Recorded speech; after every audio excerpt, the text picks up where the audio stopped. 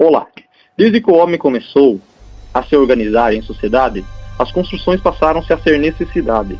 A sociedade evoluiu, as construções se transformaram e cada vez mais complexas e específicas. A apresentação desse trabalho, nós vamos estudar e compreender como foi a trajetória da engenharia civil no Brasil, desde o início até o que vivenciamos nos dias de hoje, conhecendo tudo o que fez ela evoluir. Vamos começar falando sobre a evolução.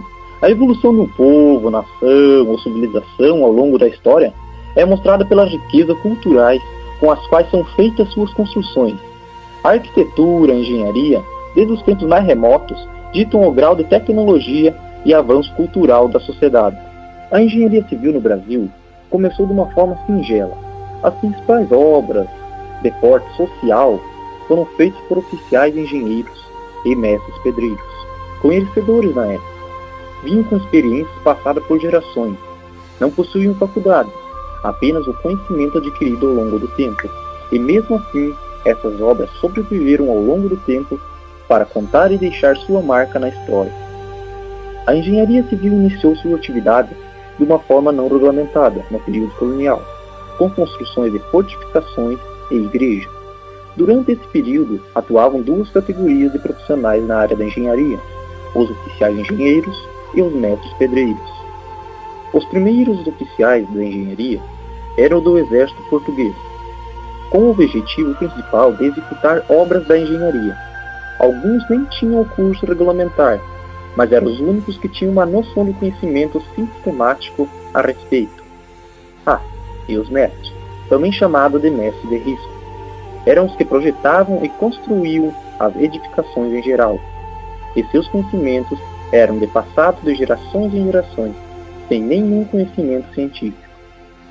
Em 1792, criado pelo rei Luís de Castro, a Academia de Artilharia, Fortificações e Desenho, que foi a precursora da engenharia no Brasil.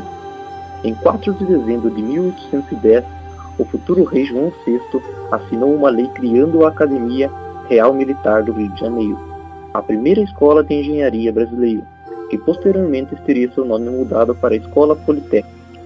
Nessa época, quem executava tais serviços era chamado de engenheiro militar, mesmo não exercendo a carreira de militar. Na Escola Politécnica do Rio de Janeiro, no ano de 1858, foi criado o curso de Engenharia Civil, ministrado a não militares, isto é, a civis. O curso era voltado às técnicas de construções de estradas, pontes, canais e edifícios. Em São Paulo, a primeira escola de engenharia politécnica nasceu em 1893, e assim por diante, a escola de engenharia vão se espalhando por todo o país. Em Pernambuco foi em 1895, Porto Alegre em 1896 e em 97 na Bahia. O país passou por muitas mudanças desde o final do século XIX e início do século XX. Nesse período, devido à cultura do café e posteriormente o desenvolvimento industrial, as riquezas geradas serviram para alcance e para crescimento. A cultura do café trouxe às cidades grandes muitas mudanças, como a estrada de ferro, os prédios e as casas. Essas mudanças eram de grandes obras riquíssimas e importantes erguidas no centro da cidade, sendo hoje de relevante valor histórico. Esse patrimônio que conta a memória do tempo áureo do café e tantas outras histórias da cidade de São Paulo e do Brasil que estavam esquecidas, até mesmo perdidas diante de tantas obras que evoluíram no futuro, o que nos trouxe a hoje. Com o período de evolução do Brasil, que passou nos últimos 50 anos, o país se esqueceu do passado memorável e se voltou exclusivamente ao futuro, e a um presente que passa tão rápido que mal se pode acompanhar. O rico passado se deu espaço a uma invasão de excluídos sociais, desabrigados, miliantes e desocupados, transformando essa riqueza em favelas verticais, os centros históricos em lugares de alto índice de insegurança e risco. Os centros das grandes metrópoles se tornaram escuras, sujas, com calçadas e edificações obstruídas e deterioradas. Em 1991, as iniciativas privadas por meio de parceria com as prefeituras, bancos e associações deram início ao programa de revitalização, com o intuito de recuperar a história e a riqueza do país.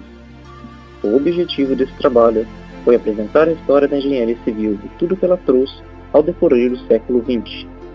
Essas mudanças que apresentamos, não somente nos tipos de construções, mas também nas técnicas construtivas, no tipo de material de mão de obra empregada, mesmo assim as técnicas e as tecnologias dos dias de hoje, foi possível construir obras grandiosas que sobreviveram ao longo do tempo para dar os detalhes minuciosos das suas construções ricas em detalhes e grandiosas fachadas.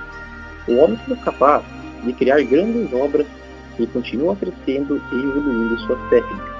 Por onde se olha, pode-se ver obras monumentais e grandiosas, obras importantes e que demonstram resistência ao tempo, desafiando a gravidade, para deixar suas futuras gerações uma rica herança.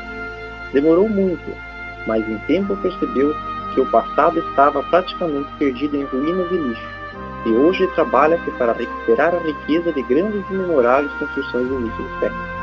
Com isso, a engenharia viu-se a mais um desafio, como recuperar essas obras sem que essas pudessem perder as suas essências, e assim evoluir a engenharia do que se refere às técnicas de ressalto. Então, esta foi a história da engenharia civil no Brasil.